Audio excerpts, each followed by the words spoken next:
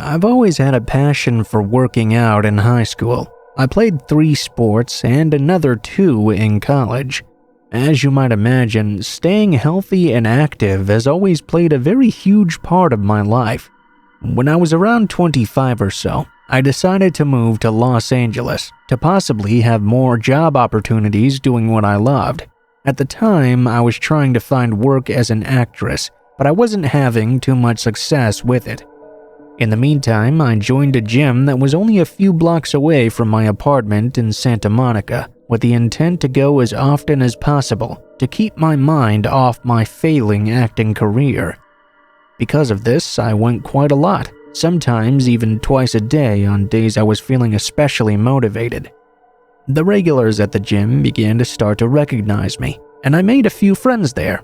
I loved it there. It was the cleanest, most inviting gym I'd ever been to, and for months I had 0 issues at the place at all. Unfortunately, what was once bliss at the gym soon became a literal nightmare. It was 5 a.m. one day, and I'd just arrived ready to begin my workout when I noticed a new man I'd never seen there before. It wasn't super common for this gym to get new members. It was pretty expensive, and the parking was not great either. It did happen very rarely though, so I gave him a quick smile and a sort of "welcome to the club" and continued with my workout. I noticed that throughout the few hours I was there, anytime I would move throughout the gym, this mystery guy would move along with me. He'd always stay within like a 20-foot zone of me, which I found a little bit strange. I've had guys have a gym crush on me before, so I found it sort of flattering to be honest. This continued for about a week, before I started receiving love letters in my locker. They usually said things like, "You're the most beautiful woman I've ever seen, but you'd never go for a guy like me," and "I wish you noticed me. I'll give you everything you ever wanted." Obviously, I found this a little bit strange, especially considering this man somehow knew which locker was mine, which meant he came into the women's locker room by himself to put these letters inside. They seemed innocent enough so far though, so I decided not to tell anyone. I just threw them away when I found them and went about my day as usual, sometimes not even reading them. That was until one day when I got a different kind of letter. One I was absolutely shocked to read. "Throwing out my letters, are we? Clearly, you don't appreciate when a nice guy compliments you. You should be grateful for the attention I'm giving you. I don't want to find another letter in the trash again." I was confused, mostly at the fact that this guy had even thought to look through the garbage for the letters in the first place. He must have been one insecure dude to do all that. At the same time though, I wasn't too concerned. I was a little bit uncomfortable reading the letter, but I just decided to take a picture of it to show to my friends, then threw it in the bin outside so the guy who was writing them wouldn't find it. The next day I showed my friends the picture, who all told me to tell the owner of the gym. They said it was extremely creepy, weird, and even stalkerish, but I was all for second chances. This was the first time my secret admirer, or whatever you want to call him, had been this weird. I didn't want to get him in trouble for what I assumed was going to be a one-time thing. In the coming weeks, the regular letters resumed, with compliments and praise for my workout routine. He said he'd begun to copy everything I did so he could be in good shape for me, which yes, I did find incredibly strange. I figured it was the same man who always followed me around the gym, but I could never get evidence to get a complete confirmation. While I was there though, that guy did talk to me a few times to ask what workout I was doing or where I got my gym clothes. He always said he wanted to do the same things for his girlfriend or something. This guy talked with a stutter and began to sweat like crazy whenever he came up to me.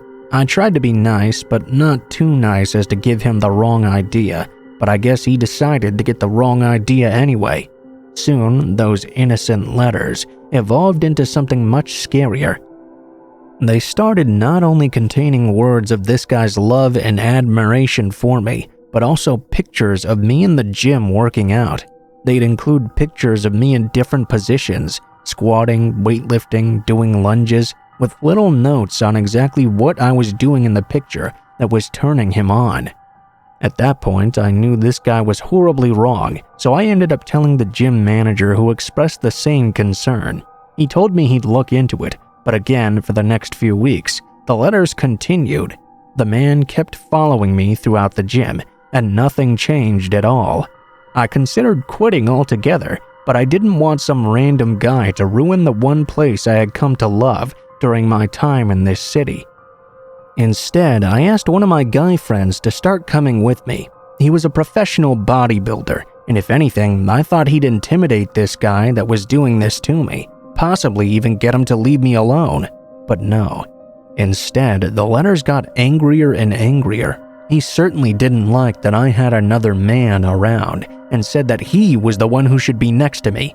He should be taking me home every night and pleasing me, he said. I was terrified at this point. I canceled my membership altogether the day I got a letter saying he was going to claim me as his own soon.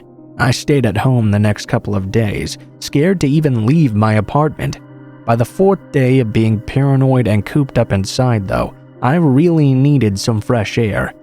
I opened my door and stepped out onto my doormat when I noticed something crunching beneath my feet.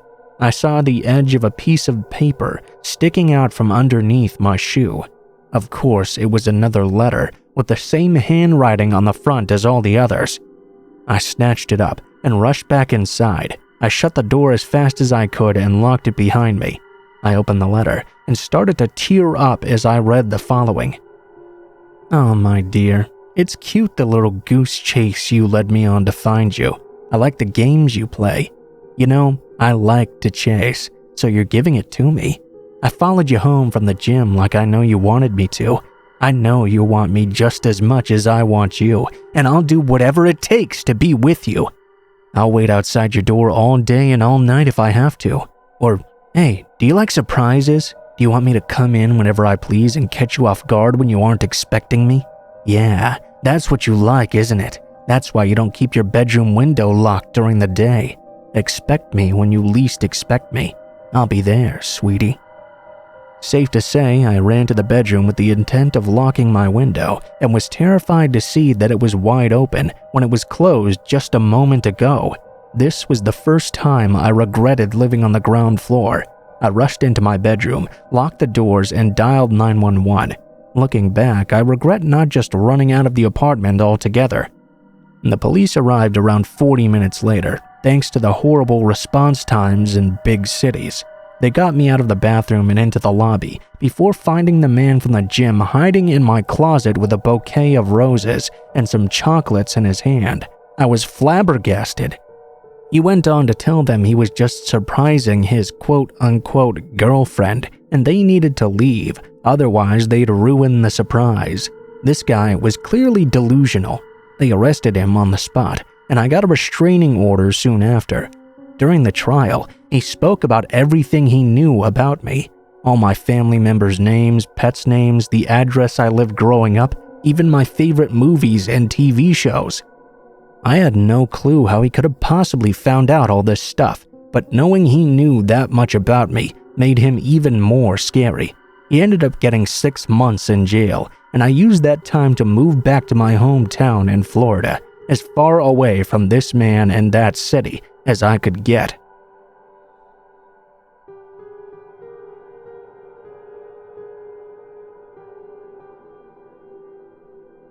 I'm a 21-year-old guy, and I've been in a relationship with my 21-year-old girlfriend Lisa for a couple of years now. Safe to say, we've both gotten pretty comfortable with each other, which meant we went out to eat a lot and skipped the gym somewhat. Within the past year, we didn't gain much weight, but we both did lose a lot of muscle. And at the time of this incident, we both decided we wanted to get back into the gym and have a healthier lifestyle together. We figured we could make it something like our New Year's resolution. I never really did resolutions in the new year, but my girlfriend was very adamant, and I'd do whatever it took to make her happy. She had started getting really serious about this, making meal plans, doing research for different workouts we could do together. I thought it was really great we were going to do this. I was super optimistic about it, and the last thing I would have thought would happen to us, well, it did happen. When January 1st rolled around, we spent the day researching different gyms near us and the classes they offered to try and narrow down which one we wanted to try out. It was a little bit difficult because we both wanted very specific things and not all were offered at the same gym. Me being the kind of guy that will always try to please his girlfriend though, I just told her we could go to the one that offered what she wanted and I'd be willing to try something new. It was actually just around the corner from our house. We lived there for a few years, and within that time, we'd had no issues. We actually ended up liking it a lot. On January 2nd, we went to that gym and signed up for their 3-month plan. We didn't want to risk signing up for a year if we didn't like it. That day, we did a short workout together to kind of get us into the swing of things and get familiar with all the equipment. It went pretty great. The next few days, we did some classes and got to know the different instructors and even started making a few new friends. It was turning out to be exactly what we needed. Fast forward a couple of weeks. We had gone down to the gym like we always did, only this time we decided to go on a Friday, which was quite unusual for us. Lisa usually worked Fridays, and I didn't like to go without her, so I stayed home. This week, she had the Friday off though, so we happened to have time to go. We didn't realize, but Fridays are their weightlifting class days. When we walked in there were all these huge bodybuilder type guys strutting around the gym. Lisa and I both commented to each other that it made us feel a little out of place. Nevertheless, we started our own workout for the day and tried to ignore these huge muscle men all around us. I'd say about 30 minutes into our workout, I noticed one of the bigger guys staring at Lisa, and I mean just unashamedly staring right at her. He even looked at me noticing and smirked, like he knew I could see what he was doing, but he didn't seem to care. That's when he walked right up to us. He walked right past me and stood in front of Lisa. "Hey honey, want a real man to show you how to tighten up that little body of yours?" Lisa looked at me. Of course, she was uncomfortable by this comment. I was worried for both of us at this point. Clearly, this guy didn't respect anybody, and he was quite huge. If he tried to fight me, he could probably pop my head like a grape.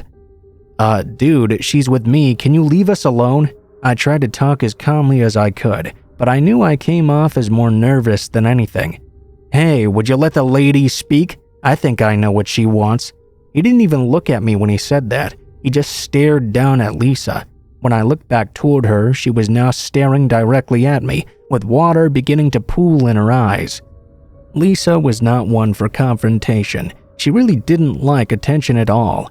I tried one more time to get this guy to leave us alone. I grabbed Lisa by the arm and lifted her off the yoga mat she was sitting on. We took steps away from the man, and in the most serious tone I could muster, I said, "Leave us alone already. She isn't interested. You're being hella rude, dude. Just go back to discussing doping with your buddies or something. Clearly, that's what you're really interested in."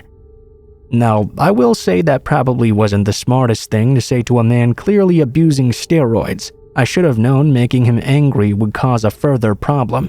His testosterone levels must be through the roof for him to do what he did. He started walking away, and I thought that would be the end of it. I turned towards Lisa and told her we should get going and would come back another day. Only she didn't answer me.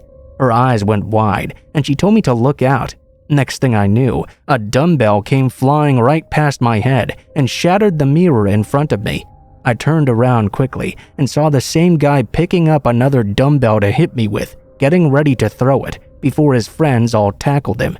Lisa and I quickly picked up our things and ran towards the office to tell the manager what had happened and have them phone the police. When the police got there, they arrested the man, who was subsequently banned from the gym. We decided to press charges, but were informed we probably wouldn't hear anything about the case for a couple of weeks while it was being processed. And they were right. For the next couple of weeks, we heard nothing about the man. We did ask the police department, though, to let us know if he was released. We didn't really think he was going to do anything, having calmed down since, but we still wanted to be as cautious as possible just in case. Lo and behold, 3 weeks after the incident, we got a call that he was out, and it freaked us out a little. We figured we would never run into him again though.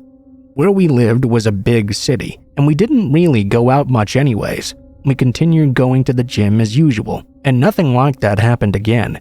We were beginning to feel comfortable once more, or so I thought. A few days passed since the man had been let out, and we had just gone to bed for the night. We were meticulous about closing all our doors and windows and locking everything up.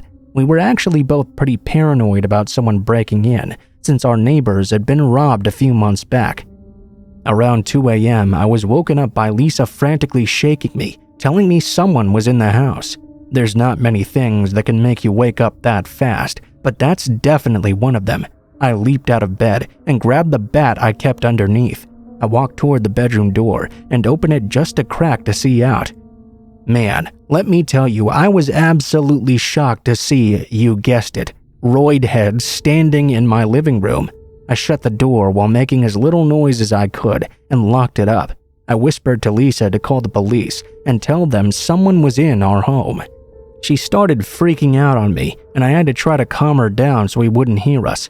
I opened the window that led from our bedroom into the side yard and instructed Lisa to climb outside. After she did, I got out next and made sure to close the window behind us, just in case he managed to get into the bedroom. I didn't want him to know where we'd gone. Lisa called the police and told them what was going on, and they told us to go to a neighbor's house and wait for officers to arrive. Just as we opened the side gate to exit the backyard, I heard a loud crash coming from inside. When we looked back to the bedroom, the man had barreled his way through the door and into the room and started searching for us. Lisa and I rushed out of the yard and banged on our neighbor's door till they let us in. The police were there in 15 minutes, and we watched through our neighbor's window as they escorted the man out of our house in handcuffs. They ended up telling us they found rope, duct tape, and zip ties in the back of his car, along with a gun and a couple of knives. He eventually confessed that he found our names from us pressing charges against him, since that's public record or something, I guess. Knowing our names made it easy for him to find our address online. The police obviously had enough evidence to charge him with home invasion and attempted abduction. His bail was set so high he couldn't possibly afford it, which we really appreciated. He got 5 years in prison, which to us seemed pretty fair, I guess. We moved out of that house and into a different one closer to Lisa's parents, just to be sure he wouldn't be able to find us whenever he did end up getting out of prison. He never really said why he broke into our home or what he was going to do to us that night, but good God, am I glad I never had to find out.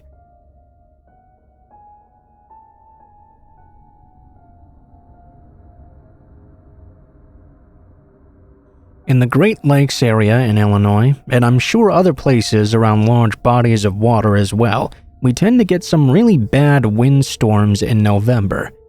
I'm not exactly sure why, but I guess that's not really important.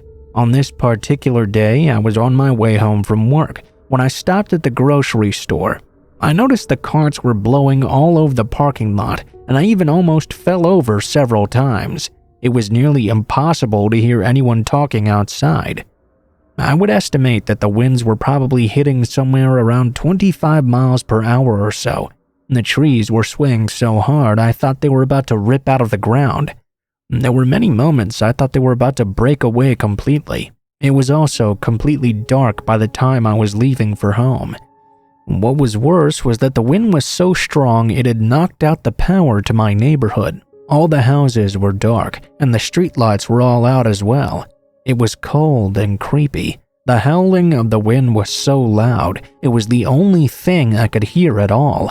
I used the light of my cell phone to find a lantern, which I lit. I wasn't sure what to do with myself, but I knew there wasn't much that I could do. After I got inside, I figured I'd spend the night reading a book or something until hopefully the power came back on. It was a very eerie atmosphere, sitting there reading by torchlight while hearing the wind moaning outside. I lived all alone, so I was all by myself as well, in this completely dark house, in a completely dark neighborhood. It feels a bit weird admitting this, but I was actually kind of enjoying the fact I was so scared when I was reading. Suddenly, I heard a loud crashing sound through my window. I jumped up. I had a big tree in my backyard, and there were branches right by one of the kitchen windows. I thought maybe the wind had snapped a branch and blew it through the window and shattered it. I groaned and got up to walk to the kitchen and check it out. When I stood up though, I had the shock of my life. The whole house was still dark except for my lantern, which was right next to me, but I could see standing in the kitchen doorway was the silhouette of a large man. They didn't move at all at first, just stood there and stared at me. I couldn't make out any of their features because it was so dark. The guy took a step towards me, and I reacted instinctively. I picked up the lantern and held it as if I was going to throw it at him. He paused for a moment, and I made some comment about him getting out of my damn house unless he wanted to be set on fire. At first, he didn't react. He definitely didn't respond at all. It was absolute hell, waiting there for what seemed like an eternity to see what he would do. Suddenly though, quicker than I had ever seen a human being move, he ducked back into the kitchen. I sprinted over to the doorway, just in time to see him basically soaring out the window, the one he'd likely come in through. I called the police right away. It took forever for them to come out. I guess it was pretty busy that night because of the windstorm. When they arrived, they guessed it was a burglar who was trying to take advantage of the power outage. Still though, it was a scary as hell experience, especially because I was there all alone.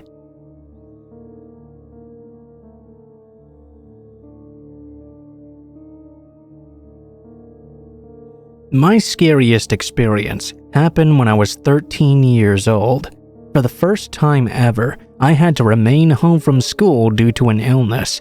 It really sucked actually. I had gotten perfect attendance awards my entire life, and just getting a little bit sick absolutely screwed it up.